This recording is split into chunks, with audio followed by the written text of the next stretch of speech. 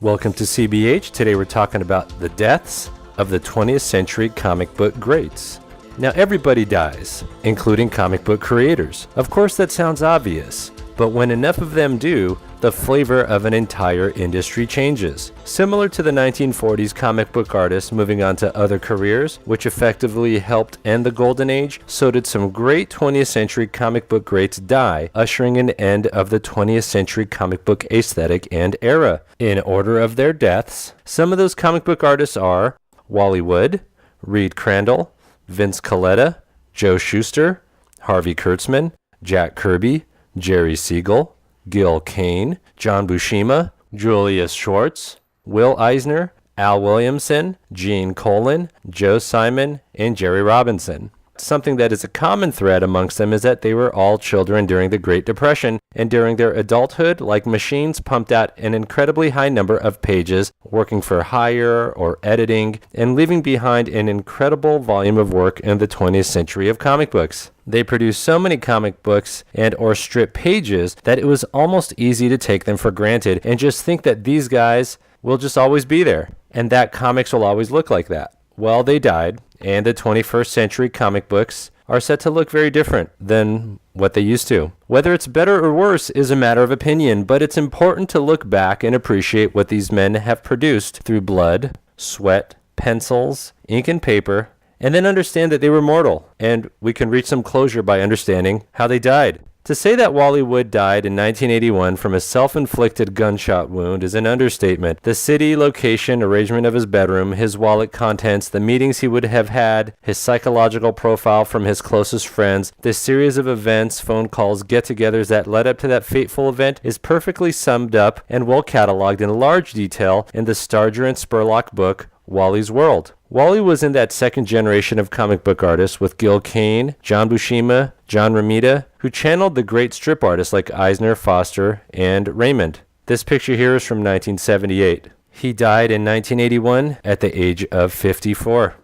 Crandall had very few contracted works in the 1970s, some random jobs for worn magazines with artwork that reduced in quality over time, one Marvel story for Creatures on the Loose, 1971. Treasure Chest stopped buying new material and he was losing money. He moved in with his family in Wichita, Kansas, and worked as a night watchman in a Pizza Hut warehouse. He suffered a stroke in 1973, couldn't draw anymore, became disabled, and lived in an institution. In 1982, the same year, he had this picture taken from the book Crandall, Illustrator of Comics. He had vascular dementia and had died of a heart attack. Vince Colletta died in 1991 after recovering from a heart attack, right after discovering he had cancer. This Depression-era Sicilian American worked hard into his final days. True, he rushed through some of his inking, but his intense work ethic and occasional shining work, which was part of comic books from its early days and onward, is still present in this 1987 photo from Thin Black Line Perspectives on Vince Colletta. Your mileage may vary, but I've heard several reviews of his work. I've never met the guy, but I wish I had, and will look at his past work with some degree of appreciation as part of the variety of 20th century comics. He was 67 when he died.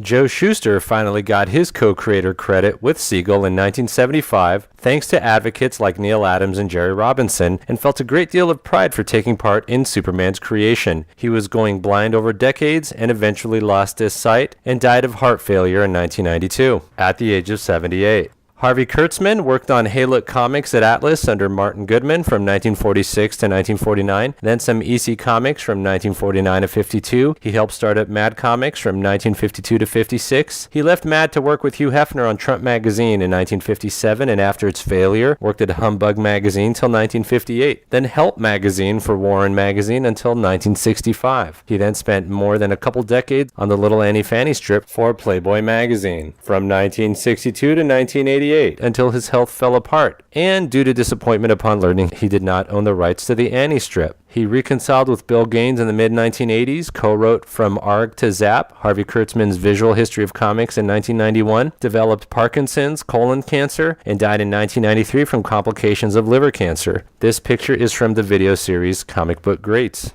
Mark Vanier's Kirby book is very well written and extensive. A particular touching part was in describing the king of comics' death on February 6, 1994, at the age of 76. Jack Kirby walked outside to pick up the morning newspaper, walked back in, and was found unconscious on the kitchen floor from heart failure. He was discovered by his wife Roz, who called 911, but it was too late. This is from Jack Kirby, the king of comics. Jerry Siegel co-created Superman, which was published in 1938, and after a series of non-financial participating events in periods of his life, in 1971 was finally given a pension and co-creator byline to the Man of Tomorrow after Jerry Robinson and Neil Adams went to bat for him against Warner Brothers. He went on to try his hand at some independent comics, moved to Los Angeles, bought a condo. He had heart problems for a good portion of his life and died at home in 1996 at the age of 81. Gil Kane died at the age of 73 in the year 2000 from complications of lymphoma that he had fought off for more than a decade, undergoing chemo and radiation treatments. When reviewing his 1990s work, starting with Ring of the Nibelung through his Edge series with Malibu and Last Comics with DC Dark Horse, Gil Kane kept his artistic integrity and skill ultimately very high. He was one of those artists that many consider got better with age. This pick is from 1997 from the book Gil Kane, The Art of Comics. John Buscema died after being diagnosed with stomach cancer in 2002. Something tragic about this is that his art showed no sign of deterioration, even right before he died at the age of 74, which is incredibly rare and almost unheard of. His last published comic was Superman, Blood of My Ancestors, started by Gil Kane, who also died in 2002, which shows his art quality was still very much top-notch. He finished some pages for his first issue of a series called JLA Barbarians, which was stopped by his death. This pick is from Big John Buscema, Comics and Drawings. Julius Schwartz died in 2004 at the age of 88 after being hospitalized for pneumonia. He started his career as a pulp writer and agent, then editor at DC Comics, where he jump-started the superhero Silver Age in 1956 with Carmine Infantino and Robert Kanigher. He retired from DC in 1986, the same year his wife died from emphysema.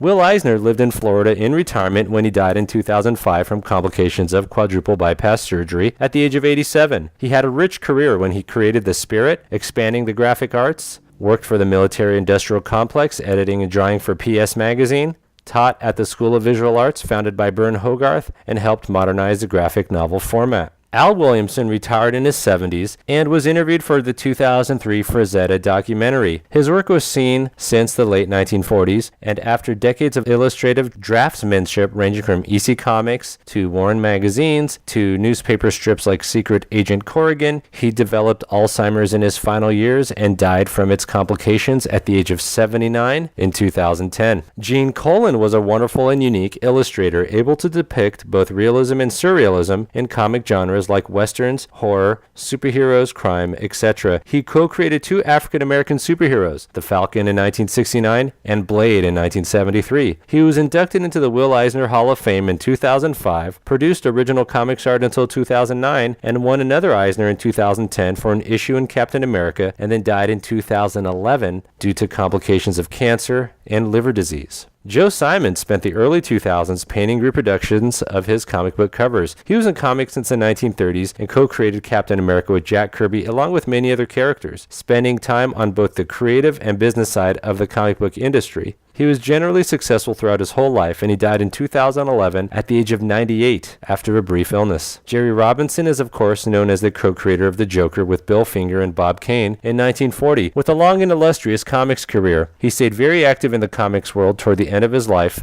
including newspaper strips. In 1999, he co-created a manga series Astra. He was hired by DC Comics as a creative consultant in 2007 and later interviewed for a superheroes documentary. In 2011, he died in his sleep at 89.